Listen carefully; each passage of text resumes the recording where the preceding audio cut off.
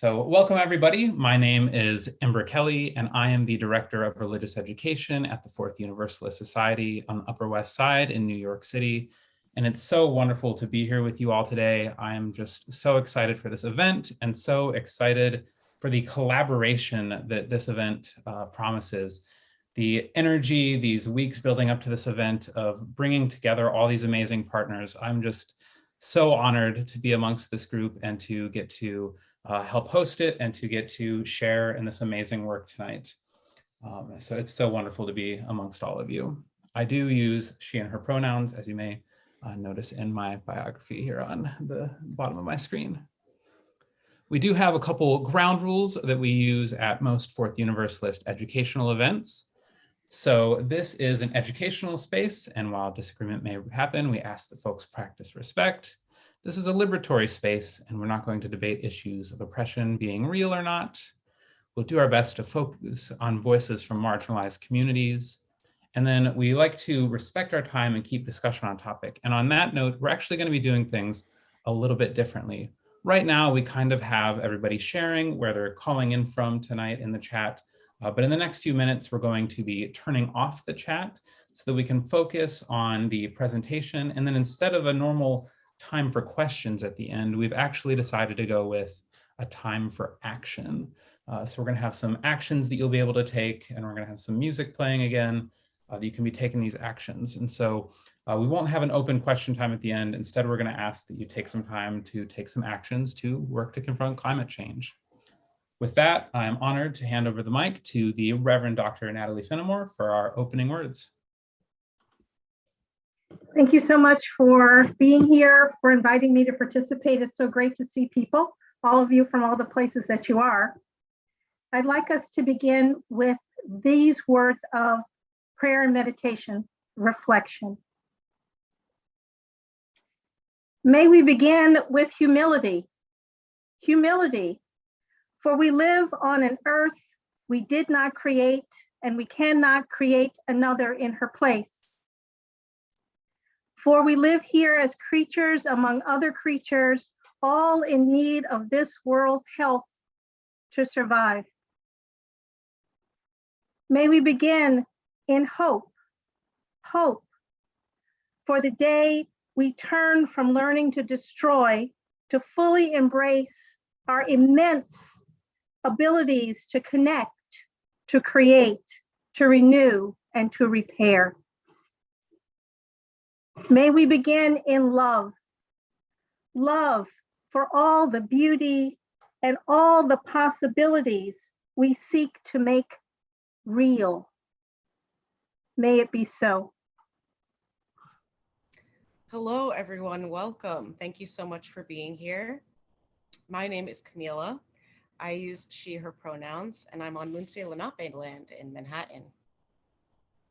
So tonight is a very exciting night. We have a bunch of different organizations and people working together, coming together to have this panel and also take on this huge issue that it takes all of us together to actually tackle.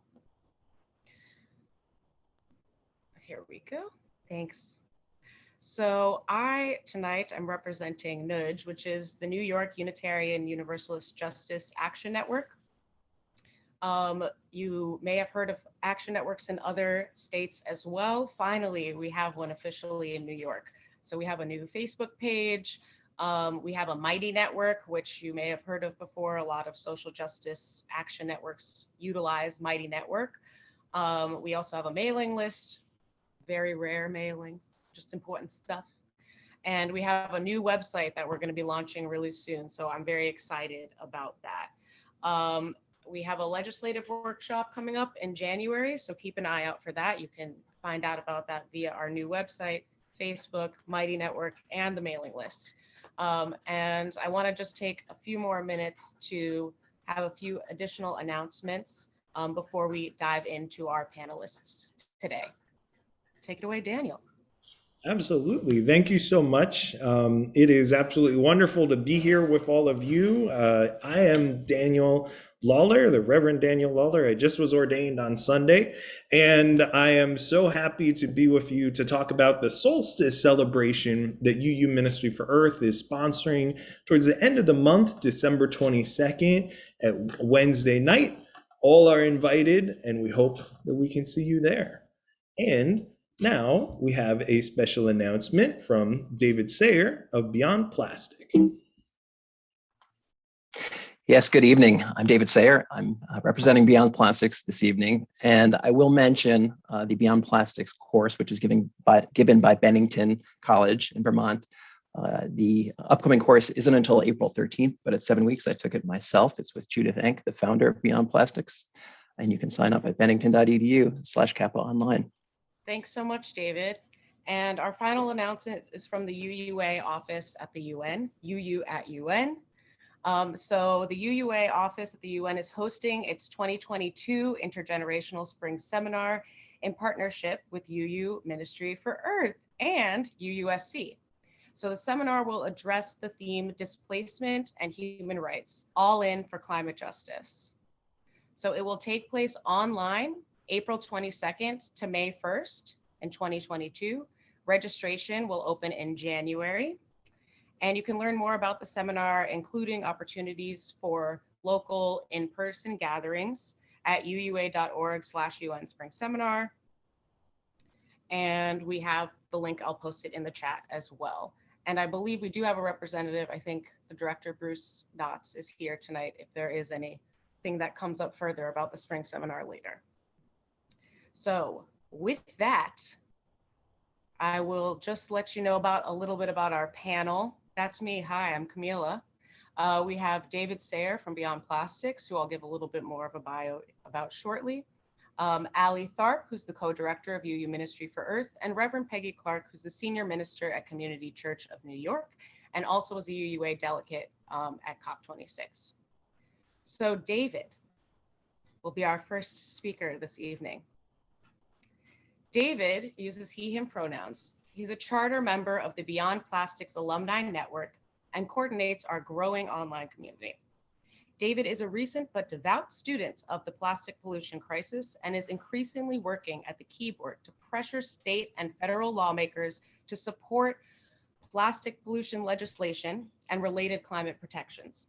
Locally, he supports Sustainable Saratoga in his hometown of Saratoga Springs, New York, and coordinates community pickups and other zero waste activities. You'll get more information about how to follow him, but I'll just do a quick plug now. Beyond Plastics Wiki, and also at Mad Plastic on Instagram. Take it away, David. Great, thank you, Kamila. Let me start sharing my screen. Okay, here we go, hit the blue button. Good evening. Congratulations for attending this session. You know, the topic of plastic pollution, like climate change, is a hyper problem, a meta problem. They're so large that many are overwhelmed and even anxious about our future. So by joining us here, you are one of the brave, someone who wants to confront and examine our relationship with plastic, and I salute you. So my name is David Sayer. I'm here tonight as a concerned citizen mainly, and as a graduate of the Beyond Plastics course. I do work in the information technology field and have no environmental training, but I have become increasingly alarmed by what I've learned through Beyond Plastics, as well as my own self-study, much of which I have put online at that first link, which is an informational site covering all aspects of the plastic crisis. And the title of my talk is Turning Off the Tap, which is what virtually all scientific and policy experts agree needs to happen. And that is to stop the flood of plastics, and especially single-use plastics into our everyday lives and environment. In my spare time, I do environmental remediation of plastic pollution, which is to say, I pick trash. I sometimes am joined by members of my local sustainability organization, but mostly I'm a lone trash vigilante. And while it feels great, I'll be the first to tell you that it's a false solution to the plastic pollution crisis. Just as I like to put trash in its place, I do the same with information. And here's a snapshot of the wiki I just mentioned. I began curating this information while taking the Beyond Plastics course with Judith Enck. still a work in progress, but it's my attempt to bring together bite-sized news you can use of all the latest educational research and plastic or political happenings in a coherent, searchable site. And to kick us off, I know that many of you may be more aware than most in the topic of plastic pollution, and that's great, but I'm gonna throw some news at you, and if you've heard it all, then I wanna see you raise your Zoom hand at the end so I can shake it. So did you know that microplastics and nanoplastics are in the air we breathe, the water we drink, the rain that falls, and even the snowflakes we catch on our tongue? Did you know that plastic is everywhere on the globe, from the highest slopes of Mount Everest to our most remote deserts and even to the bottom of the Mariana Trench? So in one lifetime, more or less, humans have coated the planet with a fine layer of permanent microplastics. And did you know that in less than a decade, by 2030, our plastic pollution will likely double?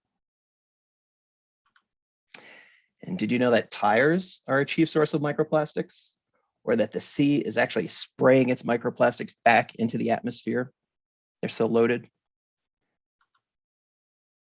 And do you know that the tire microplastic runoff itself can carry persistent organic pollutants such as 6-ppd quinone, a chemical which leaches into the environment and was recently discovered to be lethal to salmon and perhaps other creatures?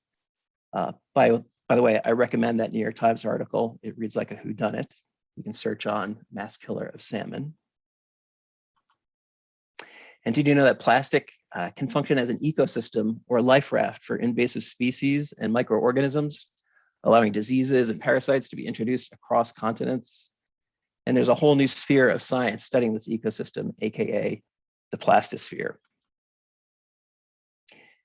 And did you know that plankton, the marine microorganisms, are eating microplastic? These tiny Antarctic columbolans are at the bottom of the food chain, which makes nearly every other species dependent on them as a food source. And now they are introducing microplastics into that food chain. I'm not a scientist, but that can't be good. Embrace yourselves, because you can see where this is going. Plastic isn't only found in marine life. In January of this year, the first evidence of microplastics in human placenta was discovered on both maternal and fetal sides. That can't be good either, especially since, as you'll see in that bottom bullet, if you can read it, microplastics aren't inert, right? They carry substances or chemicals which could affect human health and development. These substances are called EDCs, or endocrine disrupting chemicals, because they interfere with hormone action in our bodies, and they've been linked to many adverse health outcomes, including cancer, reproductive impairment, metabolic diseases, disorders, cognitive impairment, falling sperm rates. And that last one, falling sperm rates, poses especially dire consequences for our race, as Dr. Shauna Swan argues in her recent book, Countdown, there on the right. And baby feces, yeah, plastic is here too. Now, why is the baby bigger than the adult here? Because in this study, just published in September, 6 New York State infants right here in New York all had levels of PET in their stool, and 3 newborns also had microplastics in their very first stool, the meconium. The infant stool contained, on average, more than 10 times higher PET concentrations than that of adults.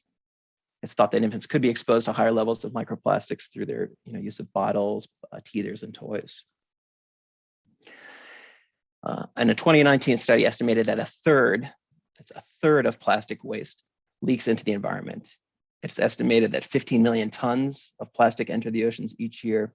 And with that plastic becoming microplastic, entering the food chain and riding up the food chain, it may not surprise you that the average person ingests a credit card's worth of microplastic each week.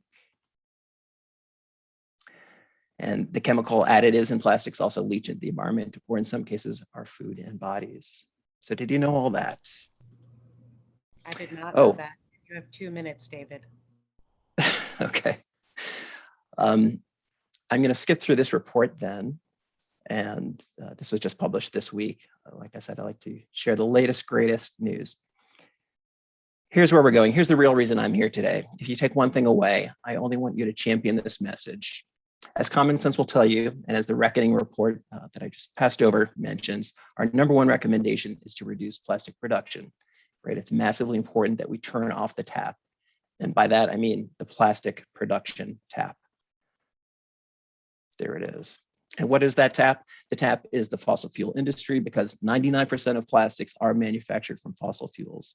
More specifically, most plastics manufactured in the US come from ethane, which is a cheap byproduct of hydrofracking. And to catch you up, the US is now, since 2018, the largest producer of oil and gas in the world, largely due to the shale revolution and fracking operations. So this reality should reframe how people think of the plastic crisis. It means that plastic is a climate change issue, as it totally relies on fossil fuels. It means that plastic reduction can help us meet that 1.5-degree global warming target. Fossil fuels are integral to the production of plastics, but if you look beyond just the production phase, you'll see that plastic pollutes at every stage in its life cycle, right? From extraction to transportation and processing, through the ethane cracker, nurdle production, to exporting, importing, then onto its useful and likely brief life in the hands of a consumer, before it's inevitably disposed of in landfill or incineration or unmanaged waste. And collectively, these life cycle phases produce enough greenhouse gas emissions that if plastic were a country, if it were its own country, it would be ranked the world's 5th largest emitter of greenhouse gases, 1.7 gigatons to be exact. So now let's compare. I want to share this information about a report from Beyond Plastics just released in end of October. For those of you familiar with us, you hopefully heard about the report, The New Coal, which conservatively estimates that the carbon footprint of the US plastics industry, we equate it to the emissions of the coal industry. And this report found that plastic is catching up to coal emissions rapidly, and that plastic is on pace to exceed US coal emissions by 2030. Again, 2030, exceeding the coal greenhouse gas emissions. So that's the title of the report, The Plastic is the New Coal. We don't have time to summarize all the report findings. Final thought. Well, here's one about the economic or environmental justice impact of plastic emissions. And that this report also found the emissions and that more than 90% of the climate pollution that the plastic industry reports to the EPA occurs in just 18 communities. 18 communities, and they're listed in the report. Would love to share more about environmental impacts and more action slides, but I will honor my timekeeper. Thank you, Kamila. Thank you so much, David. I'm really grateful that you made a little interactive moment and asked us, to think about what we already knew. And, I was confident, and I only knew like 2 of the things. So I really appreciate you taking that moment. These will be available. This slideshow will be available afterwards, so you will be able to get it. I did put one of the links in the chat, so you can see that, right away. Again, David, thank you so much. That was extremely informative and like right here in front of my face, touchable. I bought a glass bottle today. I was proud of myself, and now I'm even more happy that I wasn't staring at a plastic bottle right in front of me. Thank you again, David. Thank you so much. And we'll have more time to talk in the moderated discussion after the next 2 panelists. Excellent. So our next speaker is Ali Tharp. She, they pronouns. Ali is the co-director of the Unitarian Universalist Ministry for Earth. She manages the denomination-wide Create Climate Justice initiative and is a member of the UUA Side with Love organizing strategy team.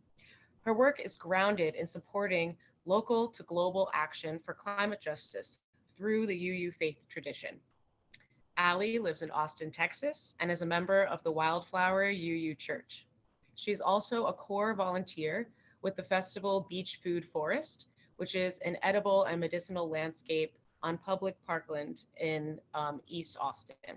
And Ali also serves on the board of Serafina Food Pantry. Take it away, Ali. Thank you, Kamila. And thank you to all our hosts and to everyone who's here tonight. It's great to be here. So as was just said, I'm the co-director of the Unitarian Universalist Ministry for Earth, and I wanted to start by, I know not everyone in the room is a Unitarian Universalist, but many of you are, and there are many familiar names, but many I don't know as well. So I just wanted to share a bit about who we are in grounding my piece of this panel today. So UU Ministry for Earth was founded 32 years ago as the Seventh Principle Project, and it was rooted in bringing the Seventh Principle to life in UU congregations. It evolved over the years into the Unitarian Universalist Ministry for Earth, and now today in 2021, our mission is to be a wellspring of spiritual and educational grounding and practical support to catalyze environmental justice, climate justice, and the flourishing of all life. So that's who we are and what we do. And we do that in partnership with UUs all over the world, primarily in the United States, but there's UUs in Hong Kong, in Canada, in Mexico, in India, who engage with our work. And as we know, climate change is a global issue that will take all of us. So we do love to support UUs in their congregations and communities all over the country and all over the world, to be resourced and supported through this work that really will be defining the next century. So we've been here 32 years. We know that climate change has really put a mandate on the need for a UU Ministry for Earth, that there's some really deep work to do to heal and restore the balance of the relationship between humanity and all of life and with each other. So we also have a core value of race and class informed organizing for environmental justice and climate. We know that there's some scars in the environmental movement from a lack of understanding by environmentalists who had more money, who had more influence and affluence and whiteness to understand the impacts of those who are most affected by environmental harm. So I appreciated David naming that in his talk as well, that these are justice issues. Climate change is a justice issue, and it's deeply connected to the other justice issues that Unitarian Universalists and friends and allies in this social movement care about so much. So that's who we are. It's been an honor to work with Ministry for Earth for the last 7 years. I got pulled into the climate movement through a Unitarian Universalist who was locking down on the construction site of the Keystone Pipeline, Keystone XL South in East Texas in 2012. So it's been quite a journey, and I know we're here tonight because there's so much left to do.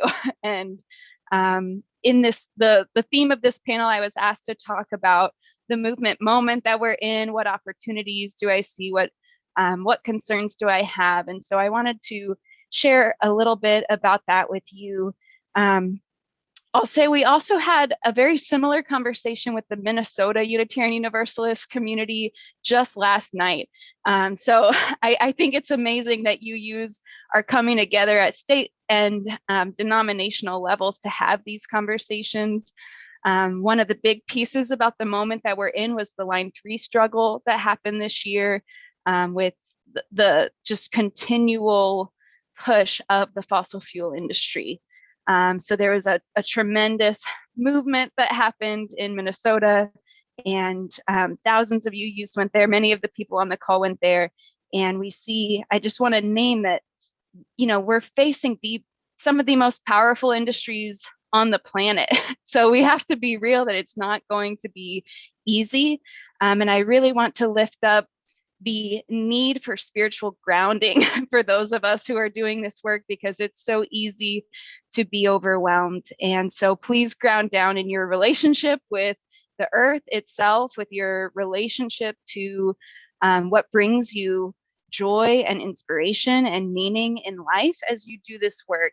And one tool to help you reflect on that is by the Building Movement Project. It's something that I would encourage you to take some time to reflect on what your role in the movement ecosystem is. And so I'm going to post a link in a chat. This is something to open and bookmark or print if you want to print it. It's like a reflection booklet to understand what's your role. And for the UUs in the room, what's your congregation's role? What's your state action network's role? Which of these typical roles within the ecosystem, because it takes all of us, it takes different people with different skills to do this. What are our unique gifts and what's our role within the movement? So I think that's a question that we have to come back to over and over again, as we continue to grow and move. And another thing that I'll end with, I know we're short on time, is there's a question that I believe was started with the disability rights movement. But the question is, are you willing to be transformed in your service to this work? And I see that as a question that has transcended individual justice movements to be a real call to all of us that, this will take generations and it will take a deep part of us to transform everything, to challenge systems that control policy, that control economics, that control the way we live our daily lives. So we need to be willing to be transformed in order to be able to transform these enormous systems. And I think ultimately that's, a way to stay fluid and grounded and kind of also have that strength of water, that strength of adaptability and resilience in the face of these challenges. So I'll end there. Thank you. Thank you so much, Allie. It's very powerful to hear you speak. I don't think it's just because I know you. I think you really give off this vibe. I feel the sense of urgency, just like I did, with David's presentation. And thank you also for sharing also a little bit more of the history of where Ministry for Earth came from, that it was founded in the UU commitment to embrace, enact, embody, bring out our seventh principle. And it's really living our values. And we'll have more time to talk to you later. I'm tempted to do it now, but I want to move ahead to our final panelist before our moderated discussion. And that person is Reverend Peggy Clarke. Reverend Peggy Clarke is the senior minister at Community Church of New York, serves as the chair of the New York State Advocacy Network, NUDGE, the UUs for Justice, and as a deeply committed person to environmental justice, Reverend Clarke has served on the board of the UUA's climate initiative, Commit to Respond, also the UU Environmental Justice Collaboratory, and was one of the denomination's observer delegates at both the 2015 and the 2021 UN Climate Summits. In addition, Reverend Clarke is a Green Faith Fellow and represented our denomination at Standing Rock. I could probably talk for days more about Reverend Peggy Clarke's accomplishments, but I'm going to go ahead and pass it off to her. Thanks, Kamila. And thank all of the other speakers and the organizers for inviting me. I'm excited to be here. I feel like I've been wanting to talk about this stuff for a long time. And maybe I just talk about it all the time, and maybe some point someone has to stop me. But so what I was asked to talk about in kind of a broad way is Glasgow, what just happened at the climate summit, and what I think is the next work for climate justice. So to put this in context, a lot of my reflections on Glasgow have to do with what happened in Paris. I think that it's important to sort of understand both of them. So when we were in Paris, first, when we got to Paris, the idea was, will this even happen? Right? Saudi Arabia was actually trying to stop the conversation altogether. They wanted to postpone for 5 years. It was an open question. Was this summit even going to move forward? Then it did move forward. There were we were pushing really hard.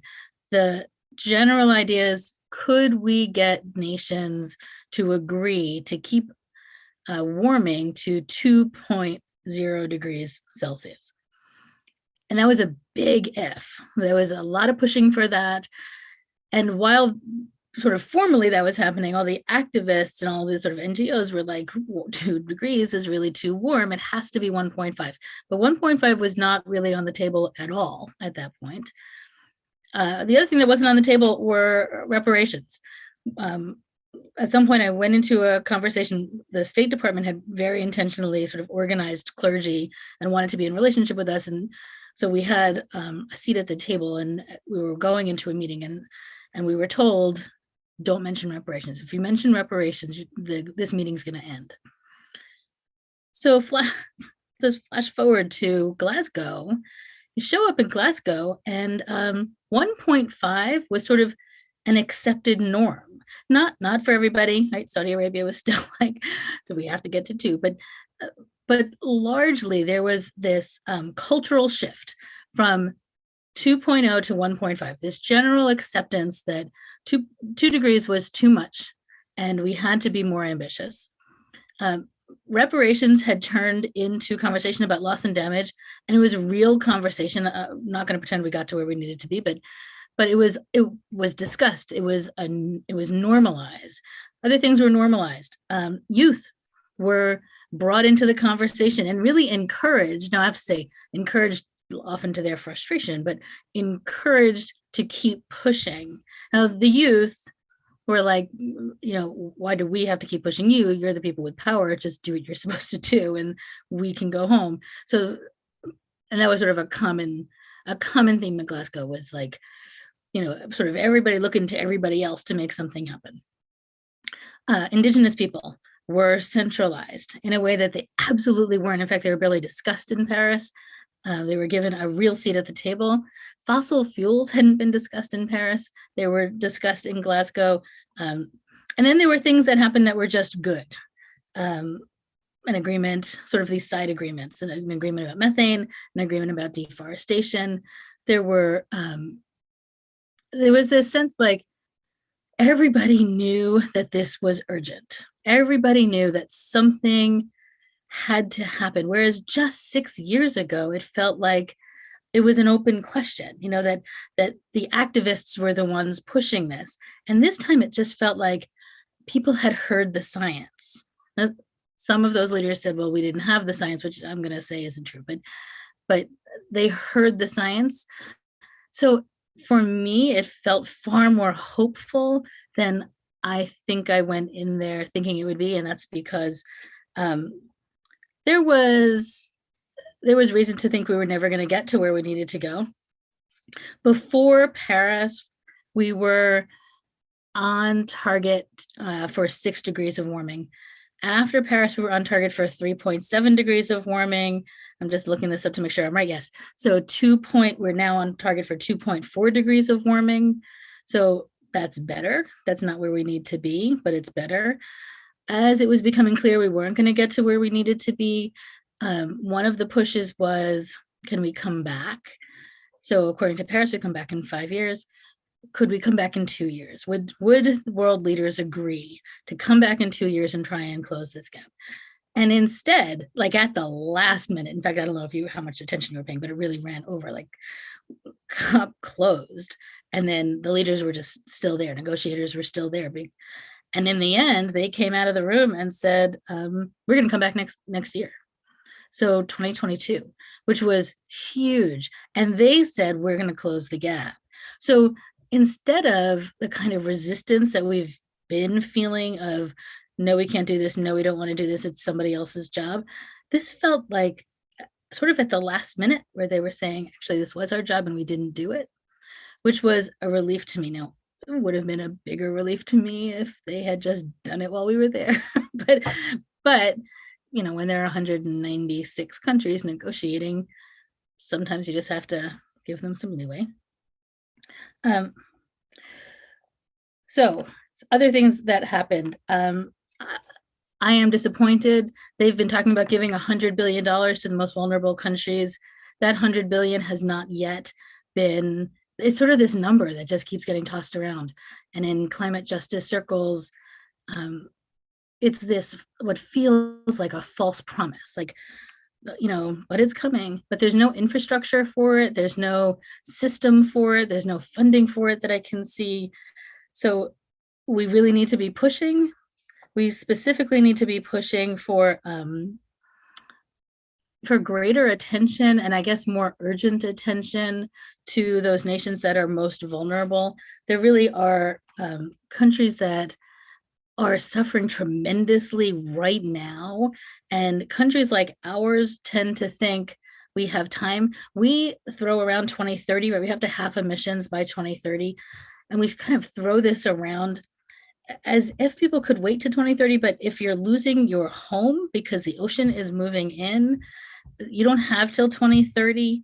So there's an urgency around vulnerability that we need to be getting far more serious about. I started writing some notes to myself about what thoughts, Peggy, before we open the moderated discussion. Some of sorry. So quickly, UUs can do a whole lot of things. They can stop pipelines. They can start normalizing things like solar and hybrid. And I mean, there's a lot of ways for us to get involved if we're serious about it. And I think that the shift in tone in Glasgow came from an international normalizing and acceptance of what's real, and that falls on all of us. That's our job. Okay, now I'm done. Thank you. Fired up. Heck yeah. All of us. No, thank you so much, Peggy. It's definitely wonderful to get a firsthand experience from what's happening abroad, and just also really for you to give that summary. I mean, I was on the tip of my chair. I was like, it closed, and then what happened, and then what happened? Like, it was really great to have your perspective of actually being there come up, and also really that inspiration at the end, just reminding us, you know, it's not just us here on this call working on this. Like, we are, again, collaboration is key. We have to work together on this. It's not just that we're waiting for someone else. You do something because everyone else is, and we can actually make the change we want to see. So thank you again, Peggy. So now we are going to shift into a moderated discussion. So I have a few questions that I will be asking the panelists, and they can answer as they feel moved to. If someone has like a burning question and you were like, dang, I wanted to ask that, feel free, you can write it to me in the chat, and if there's a little bit of time, I'll try to include that question as well. So thank you again, panelists. It was just wonderful to hear kind of also on these different levels. The big reveal is we made sure we had someone to represent and tell us about some of these local New York State issues, what people are fired up about. We also got to talk more on a national, across the United States level, hearing from Allie, and then of course, Reverend Peggy, looking at the whole globe, how everyone is in on this together. So hopefully everyone, all the participants have enjoyed this so far, and now we get to the juicy questions. So the first thing I'm going to ask, and anyone can answer this, how can faith and principles inform our responses to the climate crisis? So I think all of you have called upon us to do something, but how can faith and principles inform our responses?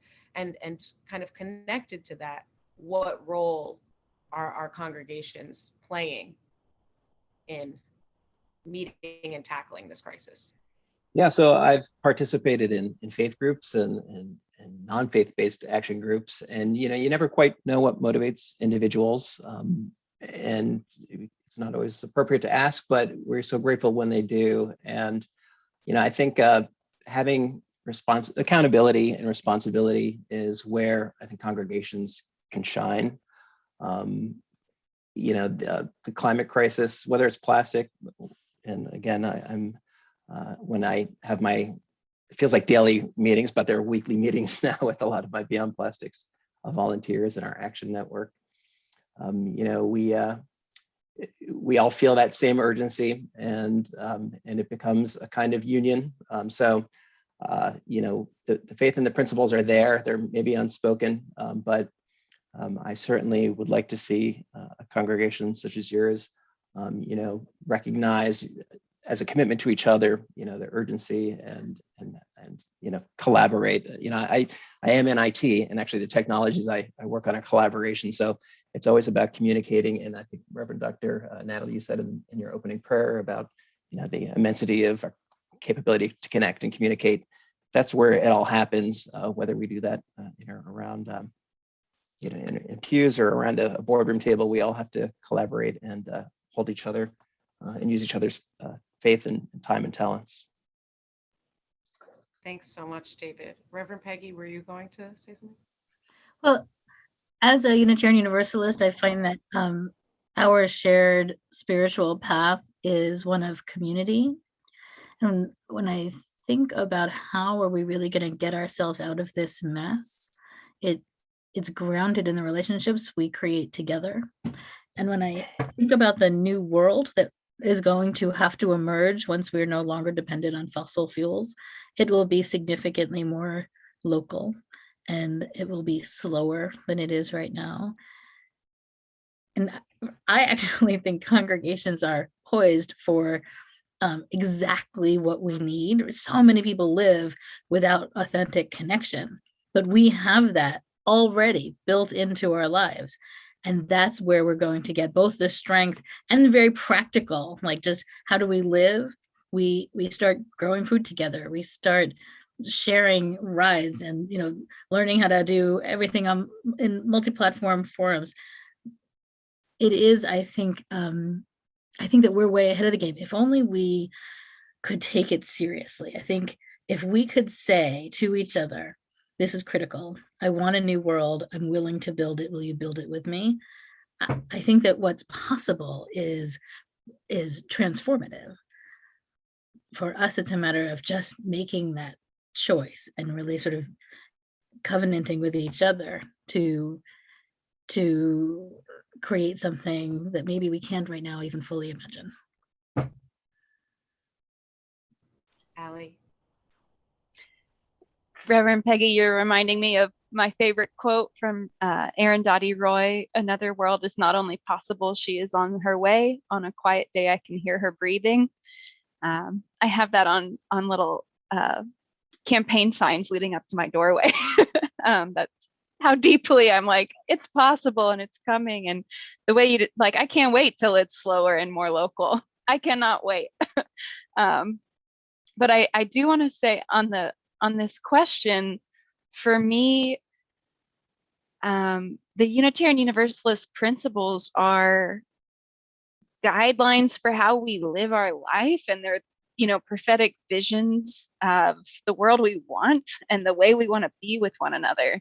And I frankly think that when it comes to the climate crisis, which is something that could unravel our social fabric and our biosystem on a global scale, this vision of world peace and justice and equity that brings us together as a faith is not possible if we don't take this seriously, is not possible if we don't pull the brakes and turn off the tap, as David said, and really deepen our commitment to that vision, because it's all really on the brink of, being a dream that it's up to us to actually make that a living reality on this earth. We have to actually mean it, and we have to actually live it. So I think that's what it comes down to for me. And then in terms of the role of congregations, I want to lift up the Green Sanctuary program, which I mentioned Ministry for Earth created way back decades ago, but now the UUA manages this program. And last year they relaunched it as Green Sanctuary 2030, mobilizing for climate justice. And the focus is on getting congregations organized around the pillars of climate mitigation, climate adaptation and resilience, and climate justice. So please, go to the UUA.org Environment Green Sanctuary Program to look at that as like a helpful tool and resource to do congregational organizing around this. And the other thing I want to share is really from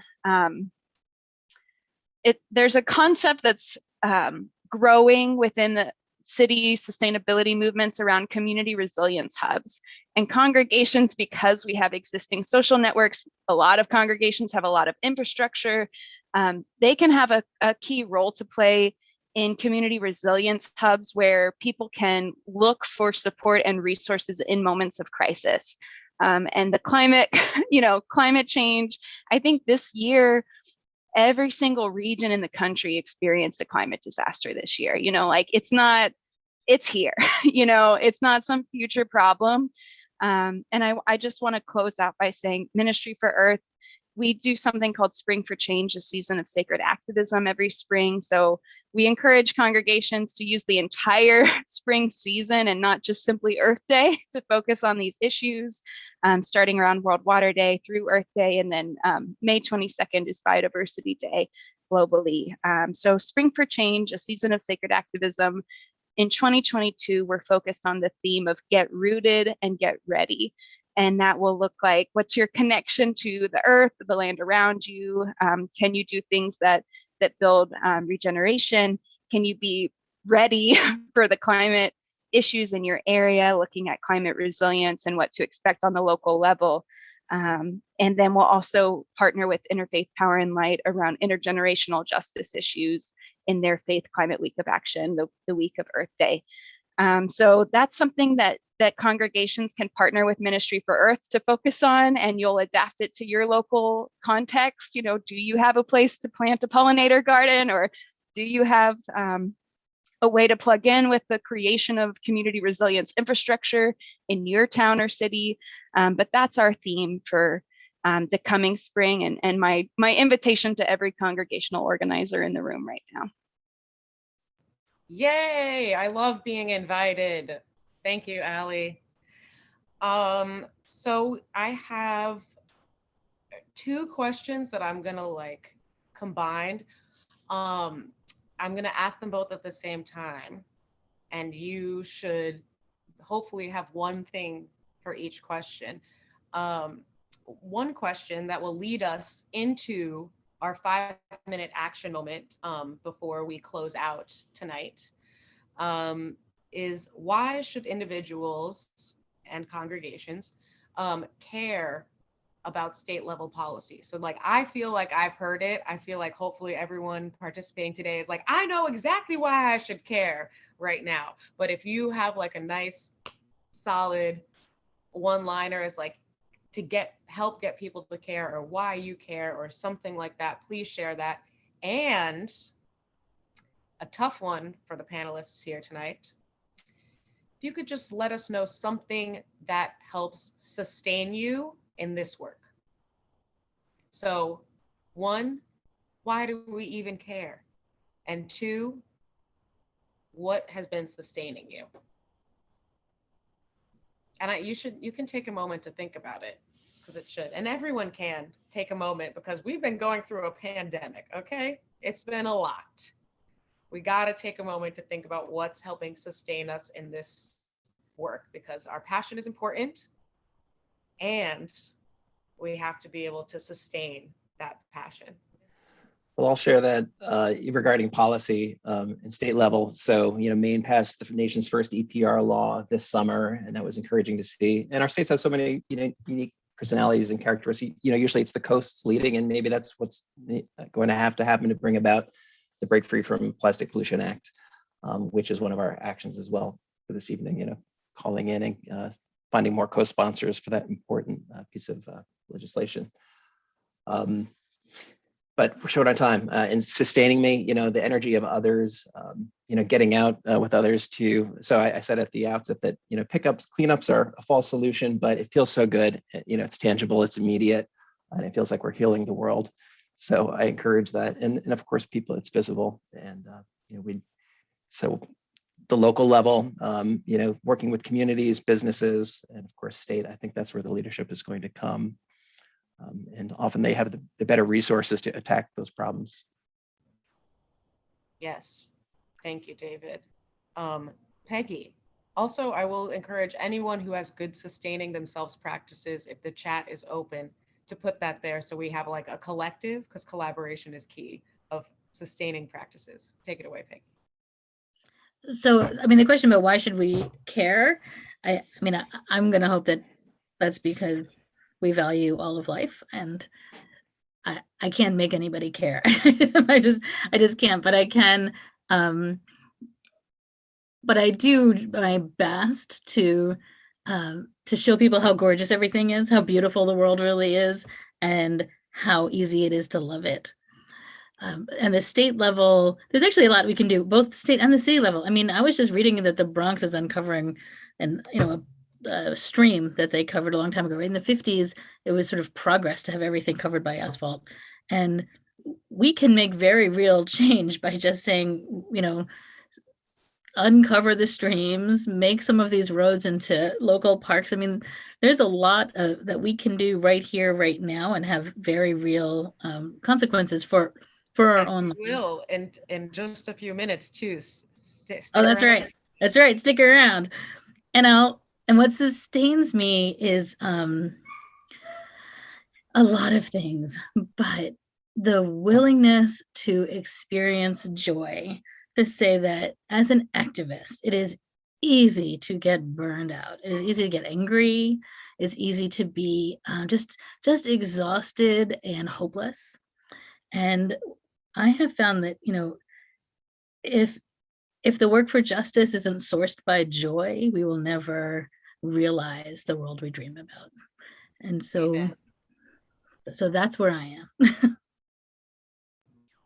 Yes. And I see lots of things popping up in the chat. So if you have a chance, check that out. Thank you so much, Peggy.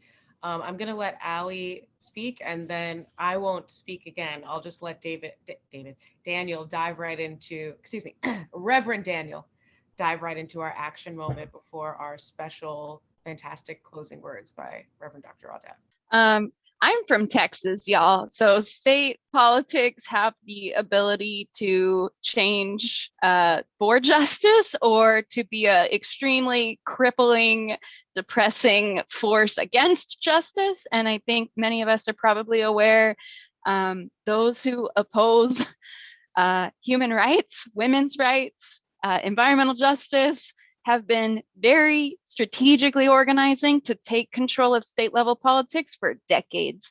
And it's critical that people who believe in social justice and human rights counter that and organize at the state level. And then secondly, what sustains me is some of what's been said, connecting to the earth. I've been very inspired by Robin Wall Kimmerer and her message of listening to the earth, listening to the plants before you harvest them, and seeking to build an embodied and spiritual connection to the earth. So that's where I find my greatest source of sustenance.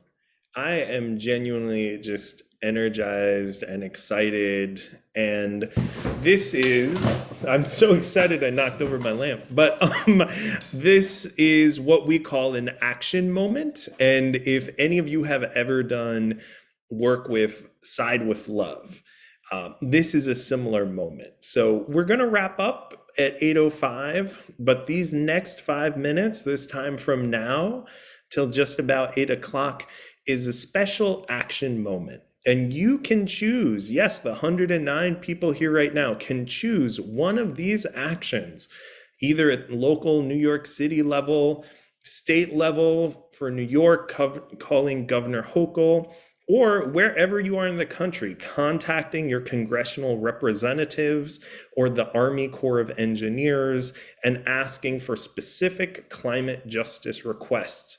I noticed in the chat, we had the leader of Strengthen Local Climate Commitments, Doris Marlin, one of the ministries of UU Ministry for Earth, highlight the Green Climate Fund. This echoes what Reverend Peggy spoke about, this move to get billions of dollars committed to support frontline nations around the world. We have work you can do right here in New York to reduce local plastic. And there's work to do on the state level as we move towards a more just and more equitable context. You can do a lot in a few moments. I hope that you had success. I saw a few people on the phone lines. If we don't get them tonight, we can call them tomorrow. But it's just so wonderful and energizing to just see the passion that can manifest so quickly and in such a wonderful gathered space. And I am so happy at this moment to invite the Reverend Audette Fulbright to offer our closing prayer. If you'll just breathe gently into this space with all of these people who've given up some time tonight to be together and to think and plan to do this work.